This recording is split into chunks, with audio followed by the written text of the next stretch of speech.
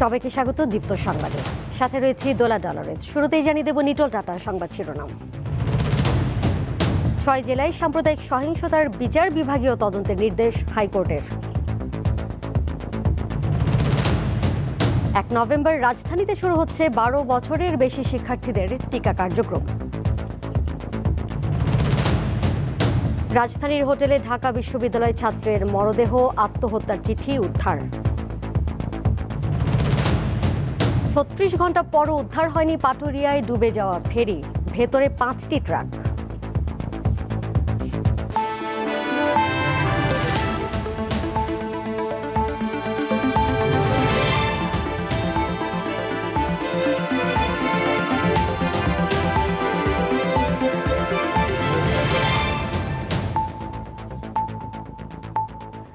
দেশের 6 জেলার হিন্দু সম্প্রদায় তাদের বাড়িঘর ও ধর্মীয় প্রতিষ্ঠানে হামলার ঘটনায় বিচার বিভাগীয় তদন্তের নির্দেশ দিয়েছে হাইকোর্ট। একই সঙ্গে ওই ঘটনায় ক্ষতিগ্রস্তদের নিরাপত্তায় স্থানীয় প্রশাসনের নিষ্ক্রিয়তাকে কেন অবৈধ ঘোষণা করা হবে না তা জানতে চেয়ে রুল জারি করেছে আদালত। ক্ষতিগ্রস্তদের পুনর্বাসন ও ক্ষতিপূরণের ব্যাপারেও রুল দিয়েছে হাইকোর্ট। সম্প্রতি ধর্ম অবমাননার অভিযোগ তুলে দেশের বিভিন্ন স্থানে হিন্দু সম্প্রদায়ের মানুষের উপর হামলা হয়। তাদের বাড়িঘর ও মন্দির ভাঙচুর সহ নানাভাবে নির্যাতন করা হয়। এমন প্রেক্ষাপটে গত 21 অক্টোবর হিন্দু সম্প্রদায়ের উপর হামলার ঘটনার বিচার বিভাগীয় তদন্ত চেয়ে হাইকোর্টে রিট দায়ের করা হয়।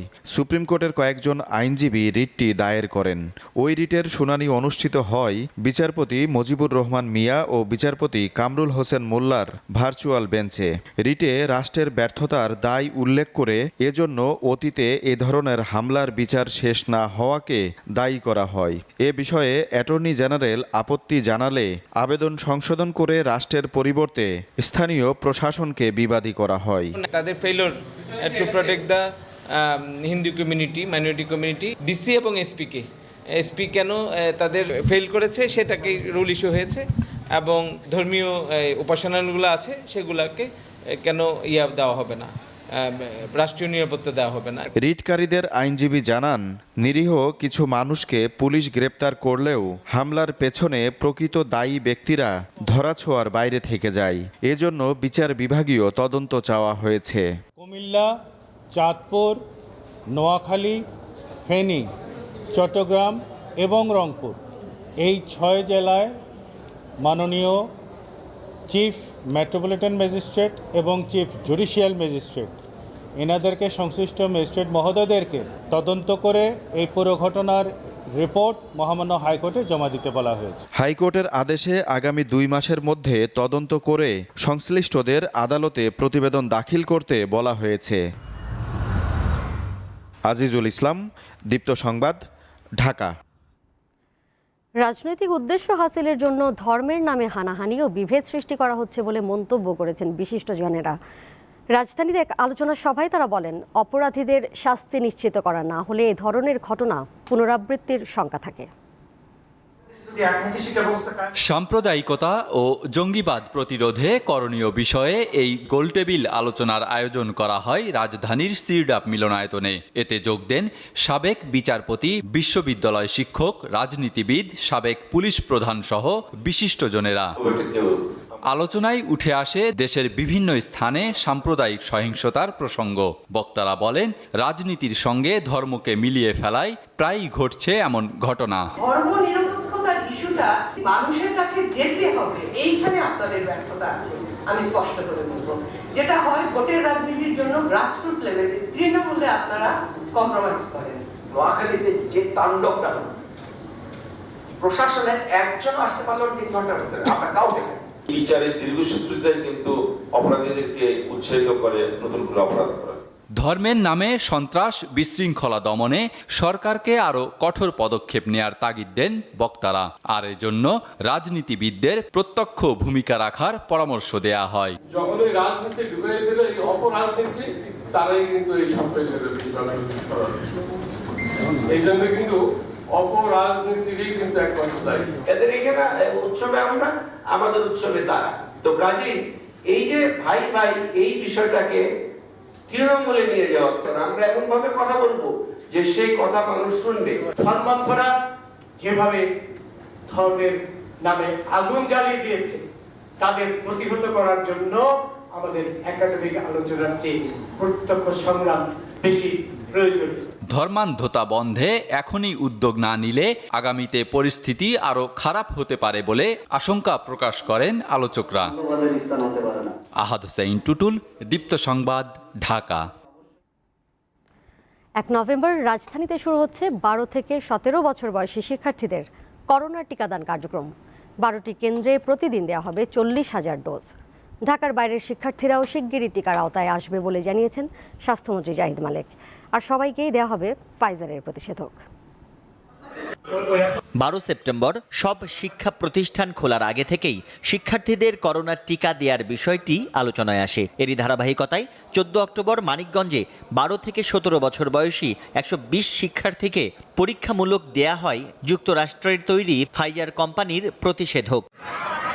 কারো শরীরে পার্শ্ব প্রতিক্রিয়া দেখা না দেয়ায় অন্যদেরও টিকার আওতায় আনতে যাচ্ছে সরকার। বৃহস্পতিবার ভার্চুয়াল মাধ্যমে প্রধানমন্ত্রীর সভাপতিত্বে মন্ত্রিসভার বৈঠকে এ ব্যাপারে চূড়ান্ত সিদ্ধান্ত হয়। পরে সচিবালয়ে সাংবাদিকদের ব্রিফ করেন মন্ত্রী পরিষদ সচিব। ওনারা ওই সিস্টেমই তো করতেছে, বাচ্চাদের তো এনআইডি নাই অনেকের, হ্যাঁ, সেই জন্য ওই বার্থ রেজিস্ট্রেশন দিয়ে তারা রেজিস্ট্রেশন করে দিবে। 1 তারিখ থেকে শুরু হবে, অলরেডি 3 লাখের বেশি রেজিস্ট্রেশন কমপ্লিট ক্লিয়ারেন্স দিয়ে দিচ্ছে। মন্ত্রিসভার বৈঠক শেষে শিক্ষার্থীদের করোনার টিকা প্রয়োগের ব্যবস্থাপনা বিষয়ে সাংবাদিকদের জানান স্বাস্থ্যমন্ত্রী। ঢাকায় 12টি কেন্দ্র আমরা ঠিক করেছি, যে কেন্দ্রে শীততাপ নিয়ন্ত্রিত, সেটা 40,000-এর মতো রোজ দেওয়া যাবে আর কি। প্রত্যেকটি জেলায় এই স্কুলের ছেলে মেয়েদের টিকা দেওয়ার ব্যবস্থা কার্যক্রম শুরু হয়ে যাবে। শিক্ষা মন্ত্রণালয়, স্বাস্থ্যসেবা বিভাগ ও আইসিটি বিভাগ স্কুল কলেজ শিক্ষার্থীদের টিকার আওতায় আনতে একসাথে কাজ করছে। তানভীর খন্দকার, দীপ্ত সংবাদ, ঢাকা। এদিকে প্রধানমন্ত্রীর জন্মদিন উপলক্ষে 1 মাস আগে যারা করোনা টিকার প্রথম ডোজ পেয়েছিলেন তাদেরকে দ্বিতীয় ডোজ দেওয়া শুরু হয়েছে। শনিবার পর্যন্ত এই কার্যক্রম চলবে বলে জানিয়েছে স্বাস্থ্য অধিদপ্তর। করোনা মহামারী মোকাবেলায় প্রধানমন্ত্রী শেখ হাসিনার জন্মদিন উপলক্ষে গত 28 সেপ্টেম্বর দেশের 80 লাখের বেশি মানুষকে টিকা দেওয়া হয়। 1 মাস পর 28 অক্টোবর তাদের দ্বিতীয় ডোজ দেওয়ার কাজ শুরু হয়। বৃহস্পতিবার যারা টিকা নিতে পারেননি তারা আগামী শনিবার নিতে পারবেন। প্রথম দিন সকাল 9টায় শুরু হয়ে গণটিকা কার্যক্রম চলে বিকাল 3টা পর্যন্ত। শরীরের অ্যান্টিবডি ভালো রাখে, এর জন্য রোগ প্রতিরোধ ক্ষমতা বাড়ায়, এর জন্য নিচ্ছি। আগে ভিড় ছিল, এখন ভিড় নাই, এখন এসে সাথে সাথে দিয়ে ফেলছি, দিয়ে চলে যাচ্ছে। বলছে আধা ঘন্টা ওয়েট করতে, জ্বরটা আসলে না খাইতে। বাসার থেকে এটা কাছে আমাদের সুবিধা বেশি, আর এখানেও আসছি যে দিচ্ছি, কোনো ঝামেলা হয় না, কিচ্ছু হয় না, সুন্দরভাবে দিয়ে গেছি। ভিড় ও নিবন্ধনের ঝামেলা না থাকায় এরকম ভ্যাকসিন ক্যাম্পেইন আরও করার দাবি জানান টিকা প্রত্যাশীরা। তো আমার মেসেজ আসে না, কোনো মেসেজ আসে না দেখে এখানে গণটিকা দেওয়া শুরু হয়েছে, এর কারণে এখানে গণটিকা দিছি। কারণ গণটিকাটা হচ্ছে বলে আমরা খুব ইজিলি এটা নিতে পারতেছি। কারণ যদি আমরা অনলাইনে ওইভাবে রেজিস্ট্রেশন করে টিকা নেওয়ার জন্য ওয়েট করতাম, দেখা যেত যে আমাদের ডেটটা মানে আমরা কবে আসবে বা কি আমরা সিওরিটি পেতাম না। সেই ক্ষেত্রে আমি মনে করি আরও গণটিকা হওয়া উচিত। স্বাস্থ্য অধিদপ্তরের টিকা ব্যবস্থাপনা কমিটির সদস্য সচিব জানিয়েছেন, প্রথম ডোজ যে কেন্দ্র থেকে নেওয়া হয়েছে ওই কেন্দ্র থেকেই নিতে হবে দ্বিতীয় ডোজ। যদি কোনো কারণে কোনো ব্যক্তি আজকে না নিতে পারেন, বৃহস্পতিবার হিসেবে কালকে শুক্রবার বন্ধ থাকবে, শনিবার দিন আবার আমাদের কেন্দ্র থেকে টিকা নিতে পারবেন। আমরা সকলকে আহ্বান জানাই, আপনি অবশ্যই আপনার দ্বিতীয় ডোজের টিকা কমপ্লিট করবেন। তিনি জানান, সারা দেশে 4,600টি ইউনিয়ন, 1,054টি পৌরসভা এবং সিটি কর্পোরেশনের 443টি ওয়ার্ডে এই গণটিকা কর্মসূচি চলছে। সাদিয়া চৌধুরী, দীপ্ত সংবাদ, ঢাকা। দেশে করোনায় আজ 6 জনের মৃত্যু হয়েছে। নতুন করে আক্রান্ত হয়েছেন 294 জন। স্বাস্থ্য অধিদপ্তর জানিয়েছে, বৃহস্পতিবার সকাল পর্যন্ত আগের 24 ঘন্টায় নমুনা পরীক্ষা করা হয়েছে 19,535টি। এতে রোগী শনাক্তের শতকরা হার 1.50%। এখন পর্যন্ত দেশে করোনা শনাক্ত হয়েছে 15,68,857 জনের। মোট মৃতের সংখ্যা 27,847।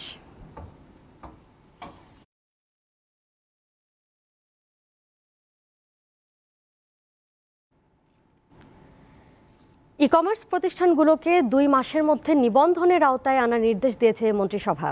আজ এই নির্দেশনা দেওয়া হয় বলে জানান মন্ত্রিপরিষদ সচিব খন্দকার আনোয়ারুল ইসলাম।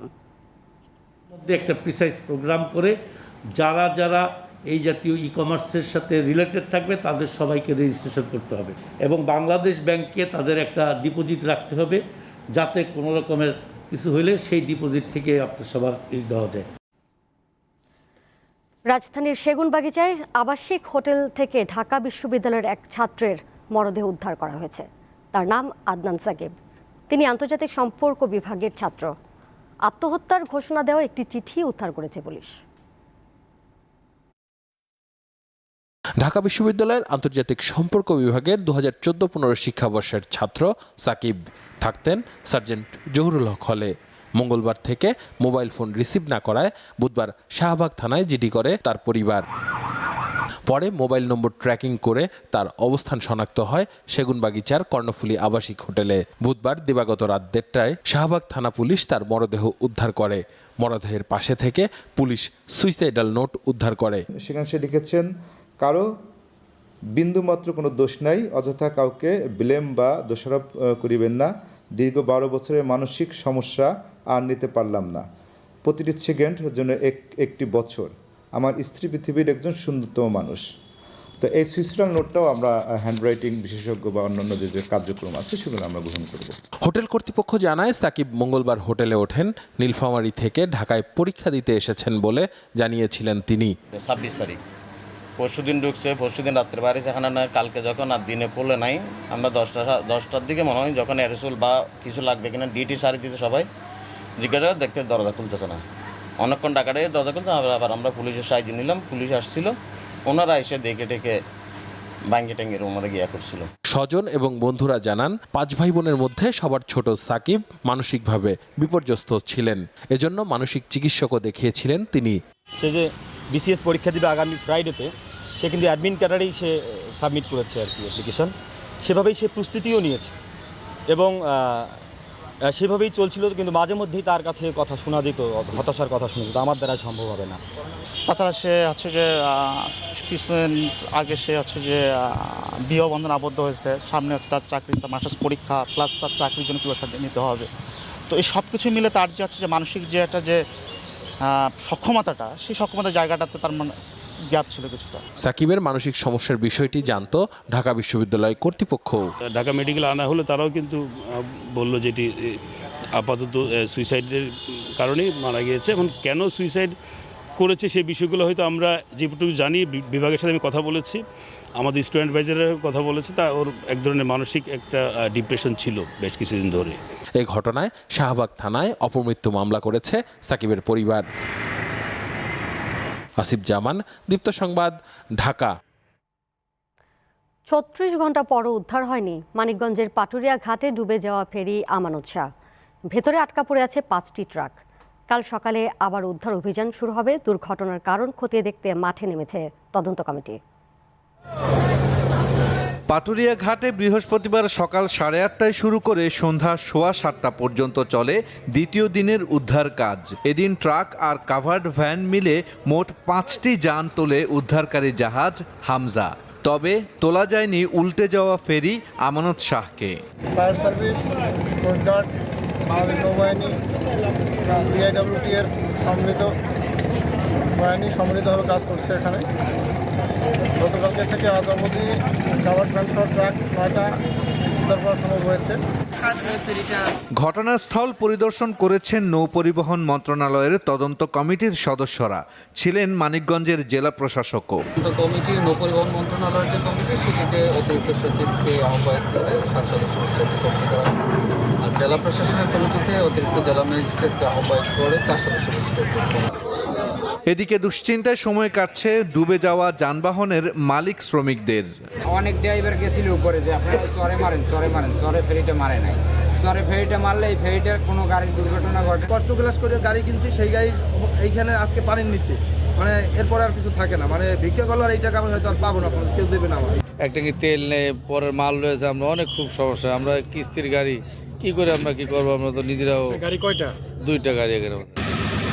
বুধবার সকাল 10টার দিকে মানিকগঞ্জের পাটুরিয়ার 5 নম্বর ফেরিঘাটে কয়েকটি যানবাহন সহ উল্টে যায় রোরো ফেরি আমানত শাহ। দীপ্ত বার্তা কক্ষ। দীপ্ত সংবাদ দেখছেন, এ পর্যায়ে একটা বিরতি নিচ্ছি।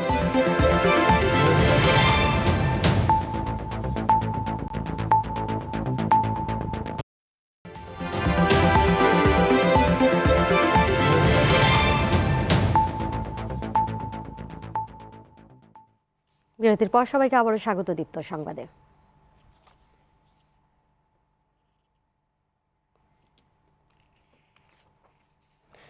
গ্রিনহাউস গ্যাস নিঃসরণে দায়ী উন্নত দেশগুলোর প্রতিশ্রুত অর্থ আদায়ে COP26 জলবায়ু সম্মেলনে বাংলাদেশের জোরালো ভূমিকা দেখতে চায় টিআইবি।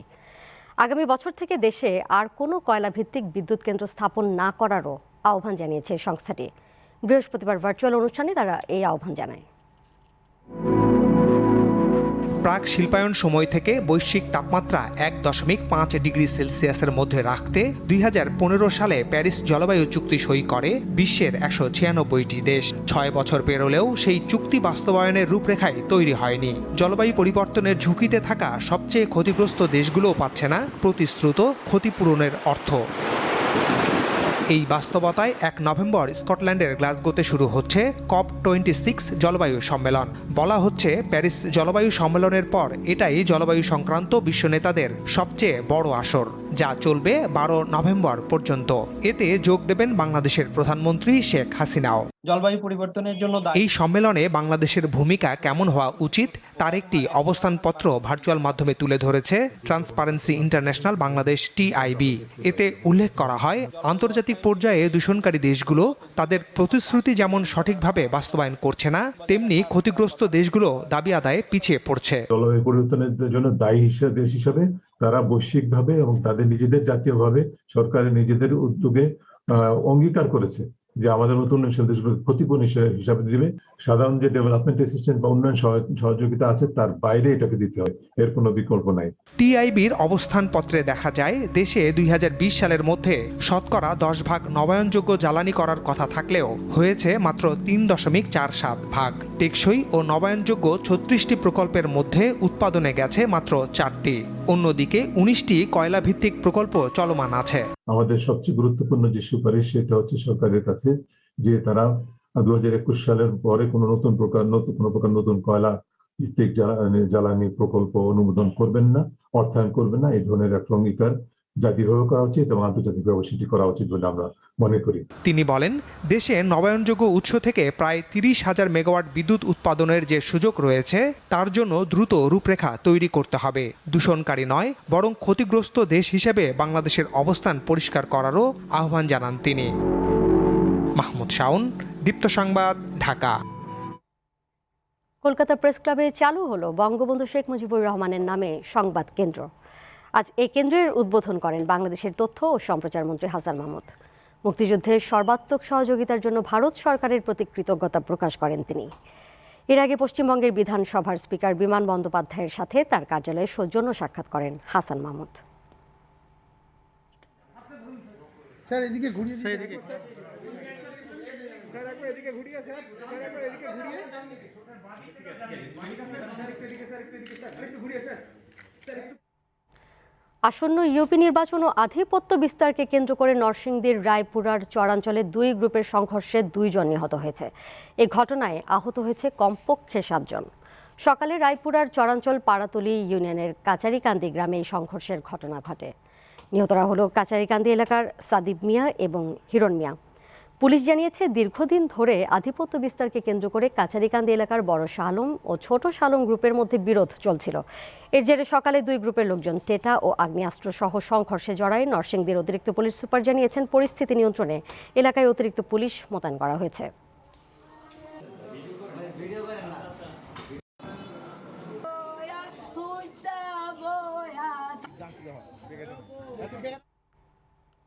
সংবাদে আবারও বিরতি নিচ্ছি, অন্যান্য খবর নিয়ে ফিরব শীঘ্রই।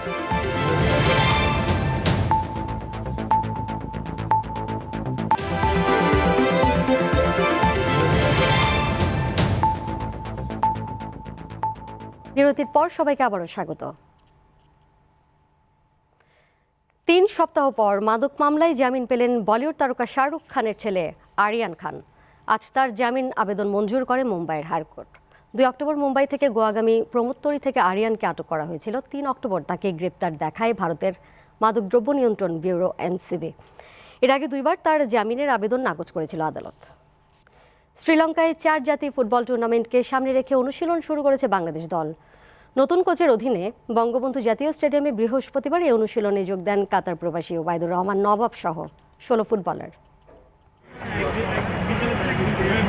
সাফ ফুটবল চ্যাম্পিয়নশিপে লড়াই শেষে এবার আরও একটি আন্তর্জাতিক টুর্নামেন্টে অংশ নিতে যাচ্ছে বাংলাদেশ। শ্রীলঙ্কায় 4 জাতির এই টুর্নামেন্টকে সামনে রেখে নতুন কোচ মারিও লেমোসের অধীনে শুরু হলো অনুশীলন। প্রাথমিক দলে রাখা হয়েছে মোট 24 জনকে। বৃহস্পতিবার প্রথম দিনের অনুশীলনে যোগ দেন 16 জন। তবে ছিলেন না জামাল ভুঁইয়া, বিশ্বনাথ ঘোষ, সাদ উদ্দিন সহ কয়েকজন সিনিয়র ফুটবলার। এমন অভিজ্ঞতা আমার কাছে একেবারেই নতুন। এখন এইসব নিয়ে না ভেবে অনুশীলনে যে সময় নষ্ট হয়েছে সেই দিকেই মনোযোগ দিতে চাই আমি। জাতীয় দলের জার্সিতে প্রথম অনুশীলন করেছেন কাতারে বেড়ে ওঠা ওবায়দুর রহমান নবাব। মূল স্কোয়াডে জায়গা পাওয়ার পর এবার সুযোগ নিজেকে প্রমাণ করার। I'm really happy to be here. First of all, আমি লাস্ট সিজন ভালো করে ম্যাচ টাইম পাইনি ইনজুরির কারণে। সো আমি এখন এই কলটা এক্সপেক্ট করতেছিলাম না, বাট অবভিয়াসলি মেবি কোচ আমার উপর বিশ্বাস আছে, দেন ওই জন্য আমাকে ডাকছে। I hope I can make a difference. আমি confident and let's see what comes after. আগামী 8 নভেম্বর টুর্নামেন্টে বাংলাদেশের প্রথম ম্যাচ সিশেলসের বিপক্ষে। 11 নভেম্বর মালদ্বীপ। 3 দিন পর গ্রুপ পর্বের শেষ ম্যাচে প্রতিপক্ষ স্বাগতিক শ্রীলঙ্কা। তানভীর হাসান, দীপ্ত স্পোর্টস, ঢাকা। শেষ করব দীপ্ত সংবাদ। যাবার আগে নিটোর টাটা সংবাদ শিরোনাম জানাবো আরও একবার। 6 জেলায় সাম্প্রদায়িক সহিংসতার বিচার বিভাগীয় তদন্তের নির্দেশ হাইকোর্টের। 1 নভেম্বর রাজধানীতে শুরু হচ্ছে 12 বছরের বেশি শিক্ষার্থীদের টিকা কার্যক্রম। রাজধানীর হোটেলে ঢাকা বিশ্ববিদ্যালয় ছাত্রের মরদেহ আত্মহত্যার চিঠি উদ্ধার। 36 ঘন্টা পরও উদ্ধার হয়নি পাটুরিয়ায় ডুবে যাওয়া ফেরি, ভেতরে 5টি ট্রাক।